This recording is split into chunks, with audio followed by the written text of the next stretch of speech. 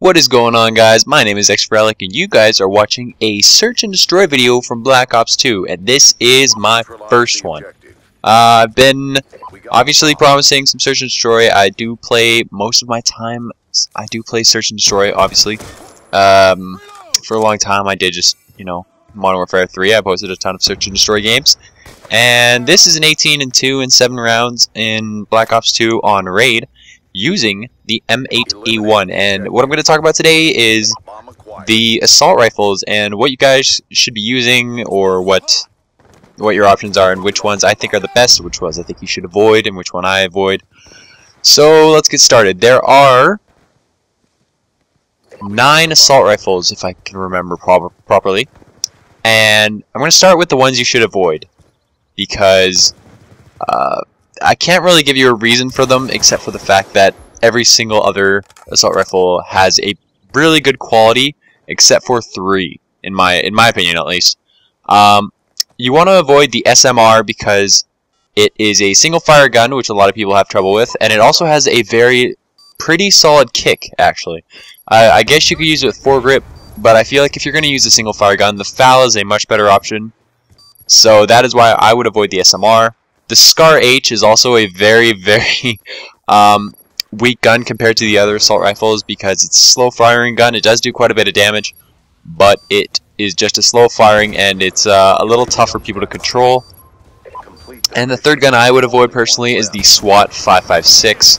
Again, it's got quite a bit of kick. It is a burst assault rifle, and just like the SMR, where there was a better single fire in the FAL, the M8A1, as you guys will see in this gameplay, is much better than the SWAT.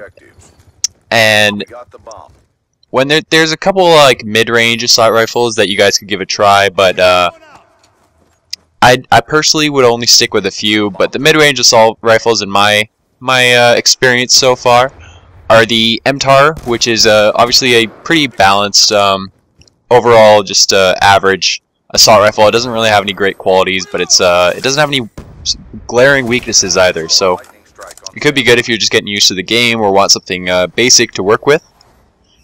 Then the M27, in my point of view at least, is a very average assault rifle, and I see a lot of people using it, and I don't really fully understand why. I feel like it would lose a ton of gun battles. It's really easy to use, because it is a slow firing, high damage, solid accuracy assault rifle. But I feel like because it shoots pretty slow, in my opinion, especially compared to things like the single fire FAL, the M8A1, or the powerful AN94, I feel like it would lose a lot of gun battles when someone is shooting at you. But then again, if in search and destroy or any kind of game mode, if you're kind of playing it safe and you're killing people from a distance, the M27 is a good option. It is a slow firing gun, so make sure you have that in mind. You can't go rushing around with it, at least not in my experience. Another mid-range kind of assault rifle is the FAL, and a lot of people think this is a very good gun, especially if you put select fire on it and put it as a automatic firing gun. But again, it is again a slow firing gun, and for some reason I don't like that. I don't like that too much.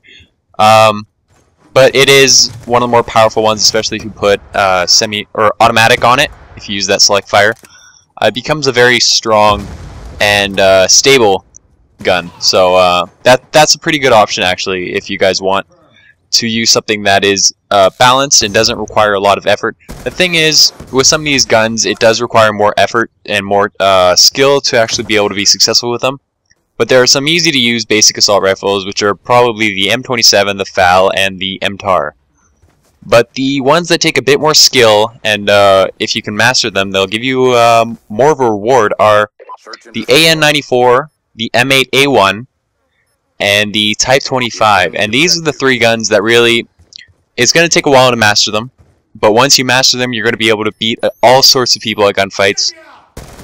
And I think the key is with these that they all have something that is very strong about them, as opposed to the first 3, which had some weaknesses in my point, the middle 3, which were all pretty balanced. These 3 actually have solid strengths. And let's start with the AN94. It's unlocked at level 55, so you get it all the way at the end. It is a very powerful gun with not much recoil. It is again a slow firing gun, but it's the power behind this gun that really makes it a formidable weapon. So if you guys are kind of slow playing it and you want to be able to punch through your opponents, an AN-94 will do just that. So try that out if you haven't yet. It is a bit too slow for my liking, but I know for a fact that it will definitely be a good option for a lot of people.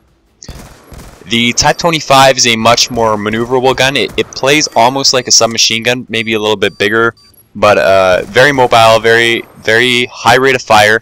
And it's still pretty stable even with that high rate of fire, so it's a really good option for medium range kind of play, but you can still pick people off at long range as well, so it's a good option. It's kind of like a half assault rifle, half submachine gun, which makes it a very viable weapon for any situation. But my personal favorite, just like in this gameplay, this is why I'm using it, the M8A1, and there's two options with it. The first is using it as its burst kind of preset setting, and what I really like about this is that it's a 4-round burst, not a 3-round burst. And if you connect with all 4 bullets, it is basically like the Type 95, where it takes 1 burst to kill, which is amazing. It is extremely powerful. This gun, I swear to you, it is going to be the Type 95 of Black Ops 2. It is the same idea. It's very solid. It's very mobile. It is completely balanced. It doesn't have much recoil. I cannot stress this enough, guys. Use the M8A1. It is very solid. And if you guys don't like the burst fire, if you guys have a slow trigger finger, don't want to keep pressing that right trigger, you can put select fire on it, and I swear to you, it becomes the ACR, and it's amazing. I used it for a while with select fire and a red dot sight. Man, I just dominated. It has a little bit more kick than the ACR did, but you guys can definitely get used to that, and you guys definitely have to try that out if you guys like the ACR, and I know everybody liked the ACR. So that's just my view on the assault rifles, guys. If you guys have any other points to make about the assault rifles, put them in the comment section below, and I hope you guys enjoyed and learned something. I'll see you later. Peace.